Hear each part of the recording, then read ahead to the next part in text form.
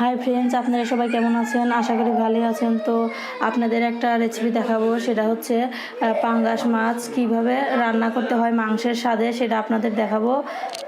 আপনারা এটা বাসায় সুন্দর করে ঝামেলা ছাড়া রেঁধে পারবেন। তো চলুন এখন রান্নাটা দেখাই।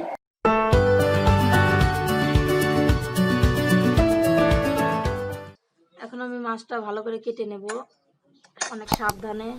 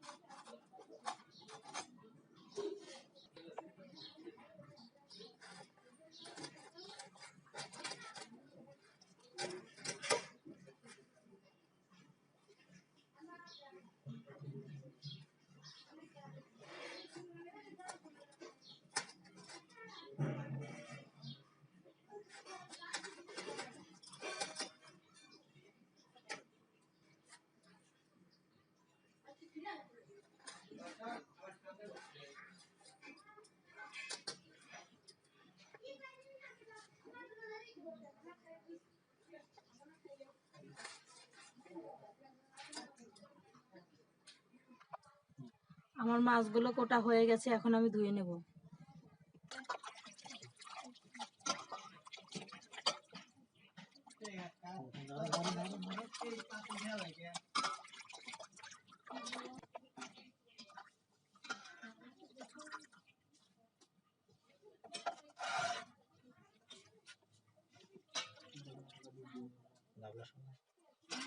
আমার মাছগুলো ধোয়া শেষ হয়ে গেছে।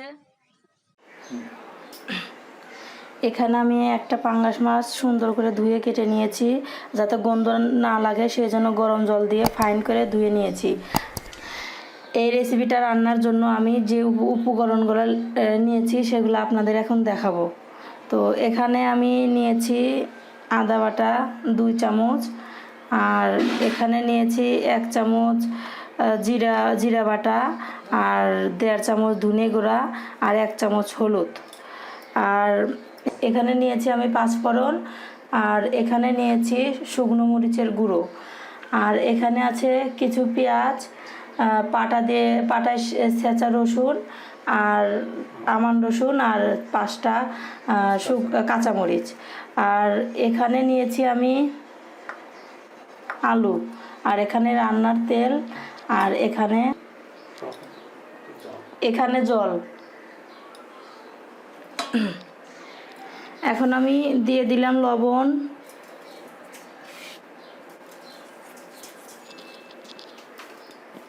দিয়ে দিলাম হলুদ গুঁড়ো,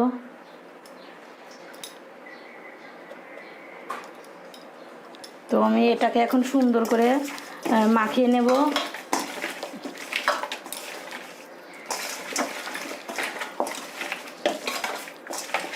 এটাকে এখন মাখানো হয়ে গেছে, এখন 5 মিনিটের জন্য রেখে দেব। তারপর চুলাটা আমি এখন বসিয়ে দেব। এটা গরম হয়ে গেছে, এখন আমি আলুটা ভেজে নেব। ভেজে নেওয়ার জন্য আমি দিলাম রান্নার তেল।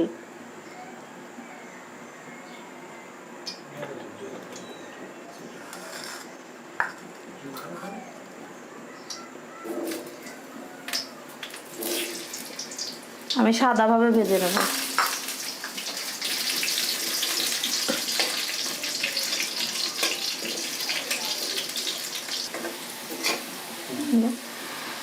এখন আমার আলুটা ভাজা হয়ে গেছে, এখন আমি এটাকে নামিয়ে ফেললাম।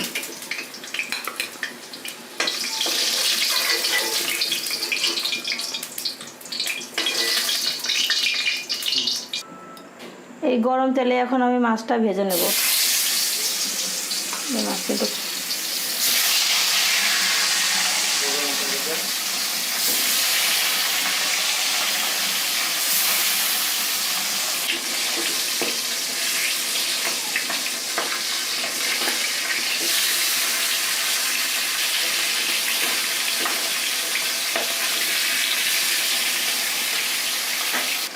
মাছগুলো ভাজা হয়ে গেছে, এখন আমি নামিয়ে ফেলবো।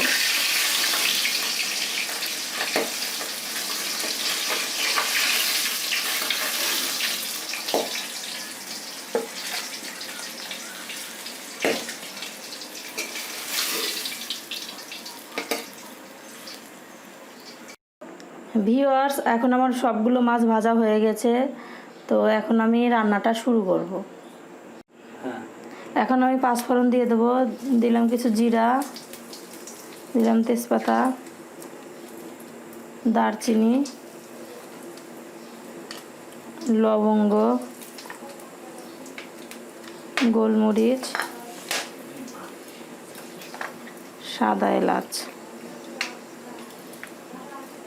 আর দিয়ে দিলাম কাঁচা এলাচ।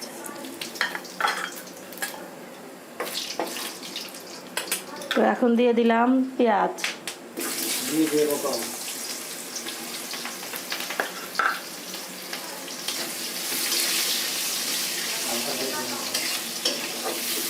এখন আমি হালকা করে একটু ভেজে নেব।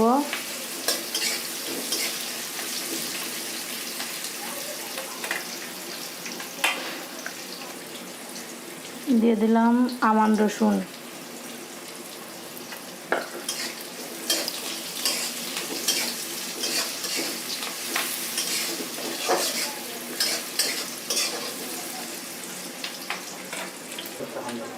ছেঁচা রসুন, দিয়ে দিলাম রসুন ছেঁচা,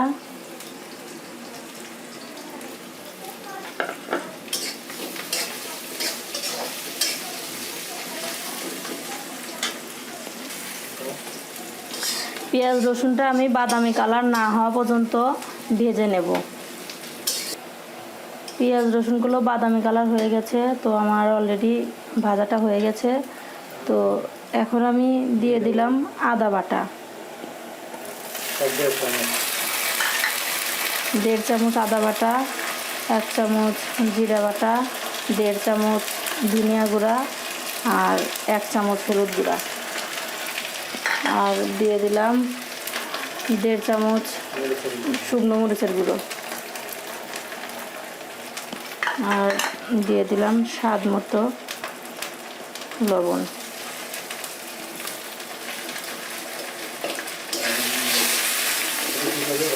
হ্যাঁ, একটু সামান্য একটু করে ভেজে নেব মশলাটা।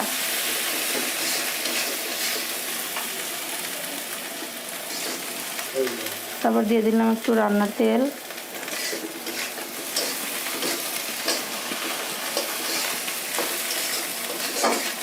দিয়ে দিলাম জল।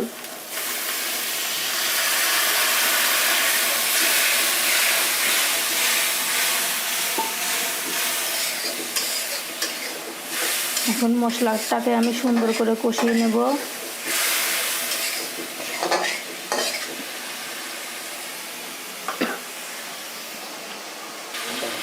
মশলাটা কষানো হয়ে গেছে, দিয়ে দেবো এখন আলু। একটু সুন্দর করে নেড়ে চেড়ে নেব। আলু দিয়ে আমি আর সামান্য একটু কষিয়ে নেব। এখন আমার আলু দিয়ে মশলাগুলো কষানো হয়ে গেছে, দিয়ে দেবো এখন মাছ।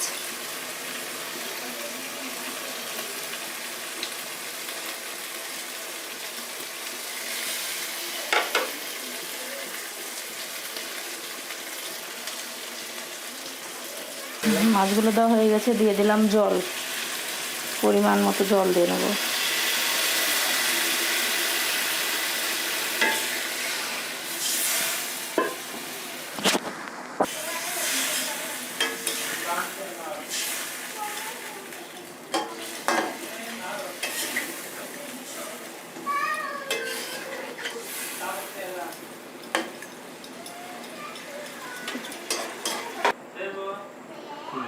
এখন আমি ঢাকনাটা ঢেকে দেবো 5-6 মিনিটের জন্য। ঢাকনাটা এখন সরিয়ে ফেললাম। তো এখন আমি দিয়ে দেবো স্বাদ মতো জিরা গুঁড়ো,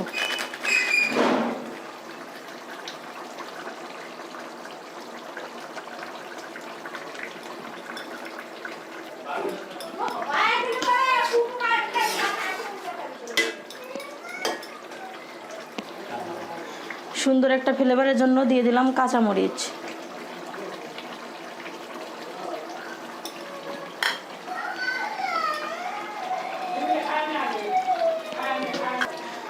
আবারও আমি ঢাকনা দিয়ে ঢেকে দিলাম সামান্য সময়ের জন্য।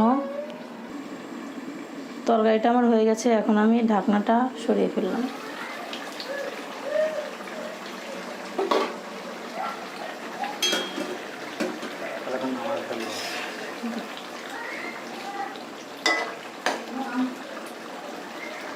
এখন আমি ঝোলটা নামিয়ে ফেলবো। ভিউয়ার্স, তো আমার এখন পাঙ্গাস মাছের ঝোলটা আলু দিয়ে পাঙ্গাস মাছের ঝোলটা হয়ে গেছে। তো বাড়িতে অবশ্যই আপনি ট্রাই করবেন, আর আমার চ্যানেলটিকে সাবস্ক্রাইব করবেন, লাইক কমেন্ট শেয়ার দেবেন। আপনারা সবাই আমার পাশে থাকবেন।